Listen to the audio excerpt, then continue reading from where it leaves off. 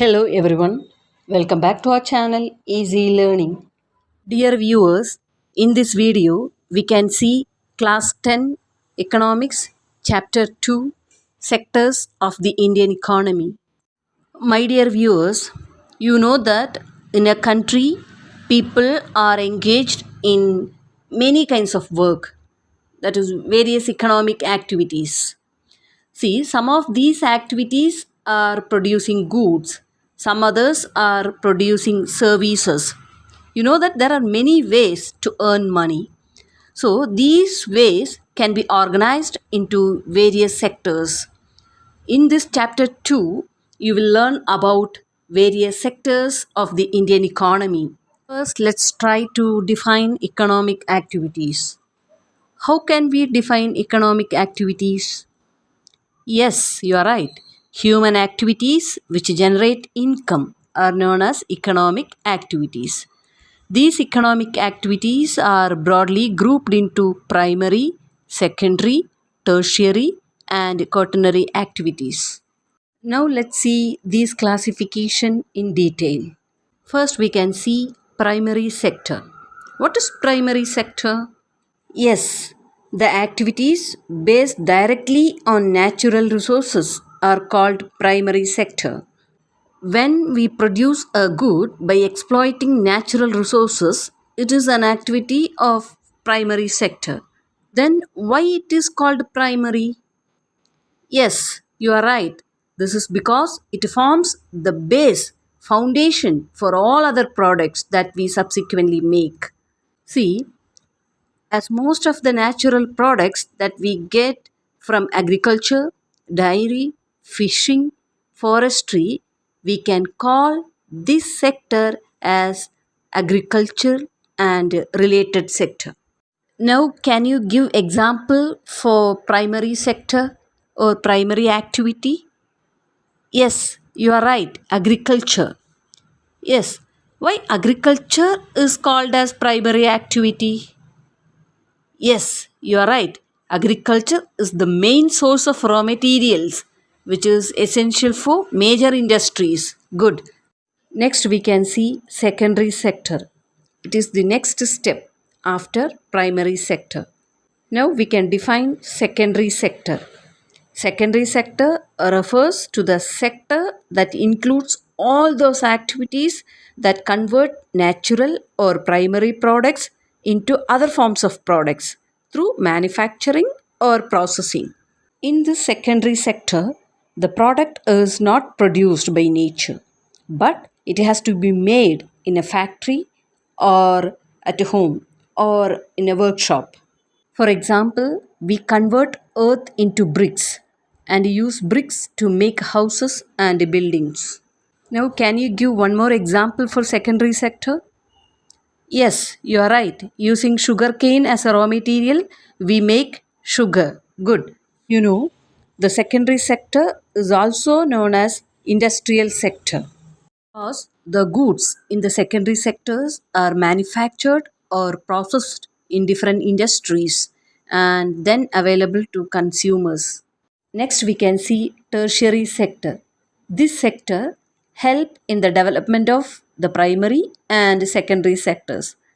These sector by themselves do not produce a good, but they are an aid or support for the production process. Example, goods that are produced in the primary or secondary sector would need to be transported through trucks or train and then sold in wholesale or retail shops.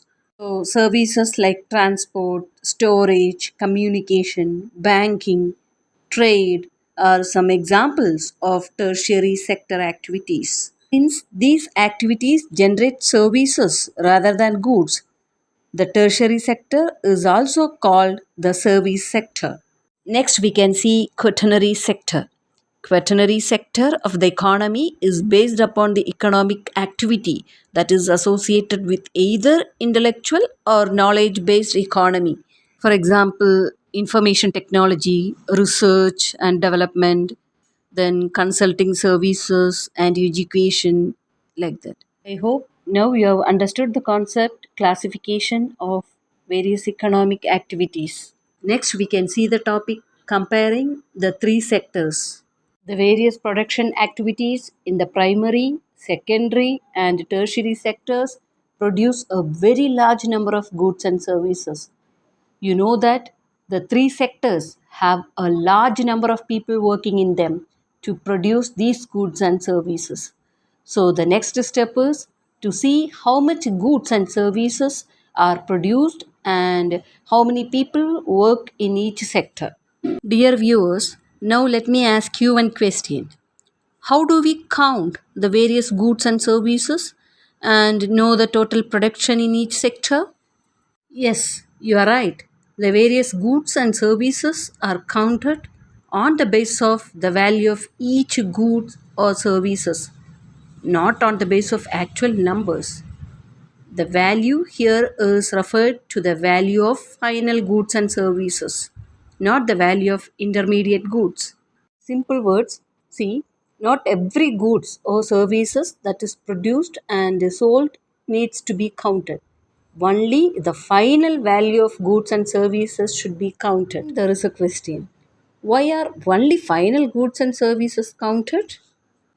Yes, see, double counting occurs when the value of goods or services is counted more than once. For example, if we include the value of wheat used in the production of a biscuit as well as the value of the biscuit itself, we are double counting the value of the wheat.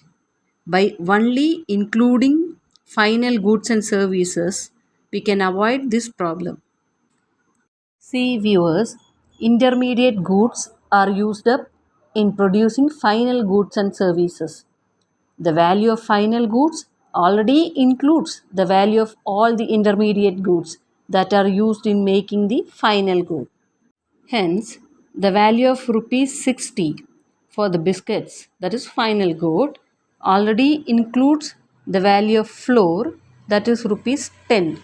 Similarly, the value of all other intermediate goods would have been included. To count the value of the flour and wheat separately is therefore not correct, because then we would be counting the value of the same things a number of times. First as wheat, then as flour, and finally as biscuits.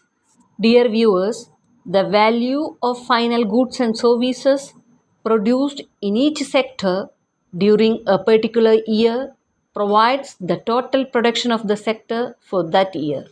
And the sum of production in the three sectors, that is primary, secondary, and tertiary sector, gives GDP, that is gross domestic product of a country. It is the value of all final goods and services produced within a country during a particular year. This GDP shows how big the economy is. Next, we can see the topic historical change in sectors. History shows that in all the countries, primary sector was the most important sector at the initial stages of the development. As the methods of farming changed, farming sector became prosperous and it produced much more food than before. So many people started taking other activities like transportation and administration.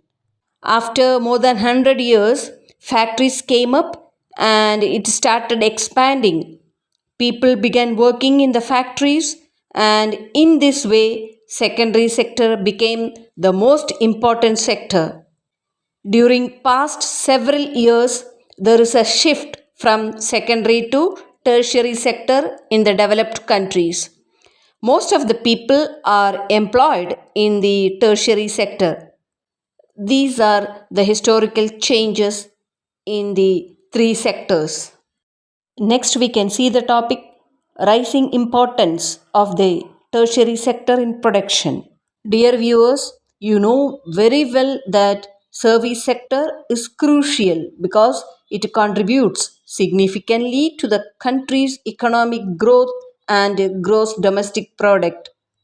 With the primary and secondary sector, the need for the tertiary sector has increased in the form of transport, storage, trade, banking, like that. The development of globalization has also led to increased demand for certain new services like information technology, communication, like that. Next, we can see the topic, where are most of the people employed? Dear viewers, if you see the graph which is given in your textbook, you can understand that more than half of the workers in India work in the primary sector, that is, mostly in farming. Next, you can find that the secondary and tertiary sectors together employ less than half the people, but they produce most of the things, around 4/5. Now, let me ask you one question. In which sector are most of the people employed nowadays? Yes, you are right. Most of the people in India are employed in the primary sector. Even though the primary sector contributes only one third of the GDP, in India, many people were employed in the primary sector due to there is no job availability in the secondary and tertiary sectors. That more than half of the people in the country were working in the primary sector. So we can see the difference between unemployment and underemployment. See, unemployment means a situation when a person actively searches for a job and is unable to find work. Underemployment means a situation in which an individual is working much below his potential or skill. Underemployment is also called disguised unemployment. Under this unemployment, a person considers themselves self employed, but in reality, they are unemployed or not working, also known as hidden unemployment. In simple words, we can say underemployment means when a person does not work full time, that is, their job doesn't use all their skills and education. I hope now you have understood the difference between unemployment and underemployment or disguised unemployment. So we can see the topic, how to create more employment. I think now you can give answer to this concept. Yes, you are right. Cheap credit. If credit is provided cheaply and easily, it will encourage the small farmers or small scale business people. It will create self employment. Yes, you are right. Good. Yes, next, spreading school or educational institutions. If educational facilities are improved and the schools are set up, more jobs in education line will be created. So those educated will also find jobs. Very good. Yes, you are right. Building more dams and enhancing irrigation systems, that also will increase employment in the agricultural sector. Good. Many industries should be set up to get employment opportunities for the people. Yes, good. Yes, decreasing the retirement age, that also surely increase new employment in different sector. Very good. Yes, promote and locate industries, especially in semi-rural area, that will attract more people. Good. Yes, improving tourism and trade facilities. Yes, that also will generate more employment. Hope now you have understood the concept how to create more employment. Next, we can see the topic NREGA, that is National Rural Employment Guarantee Act 2005. It was later renamed as Mahatma Gandhi National Rural Employment Guarantee Act MGNREGA. This act aims to guarantee the right to work. This act gives legal guarantee of 100 days of wage employment in a financial year to adult members of a rural household who demand employment and who are willing to do unskilled manual work. The Act will be applicable to areas notified by the central government. The main objective of this Act is to enhance the livelihood security of the people in the rural areas by generating wage employment through works that develop the infrastructure base of that area. Next, we can see the concepts from division of sectors as organized and unorganized. See, organized sector, that is well structured and authorized by the government of India. See, in this sector, we can see fixed working hours and their wages are fixed. In this sector, employees they enjoy medical and other benefits. This organized sector must act in accordance with the laws and regulations like Minimum Wages Act, Factories Act, the Gratuity Payment Act, the Shops and Establishments Act, etc. Now, can you give examples for organized sector? Yes, you are right. All government sector jobs, industries are example for organized sector. Good. Next, we can see unorganized sector. These sectors are basically outside the control of the government. They do not follow most of the government norms. In this sector, employees are low paid and their job is not regular.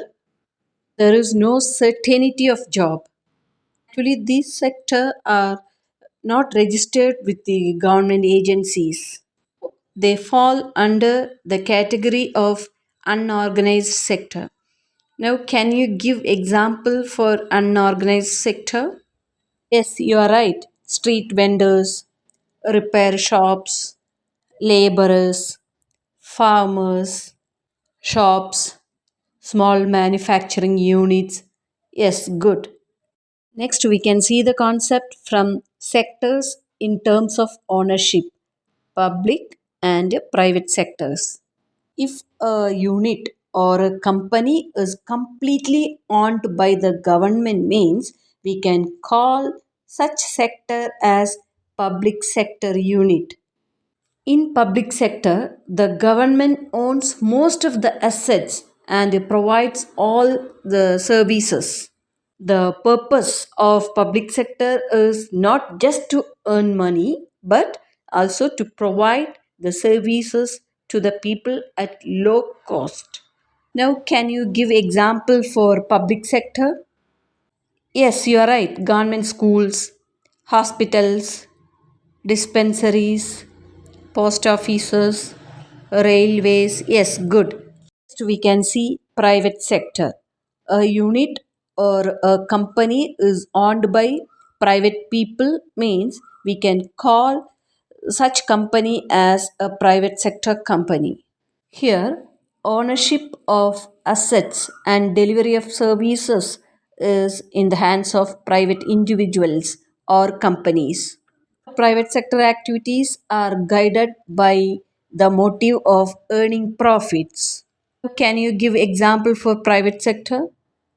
Yes, schools, private schools, yes, private companies, private hospitals, shopkeepers. Yes, very good. Dear viewers, I hope you have understood the concepts from Economics Chapter 2, Sectors of the Indian Economy. Thank you for watching. We'll meet you back in next video. Until then, bye.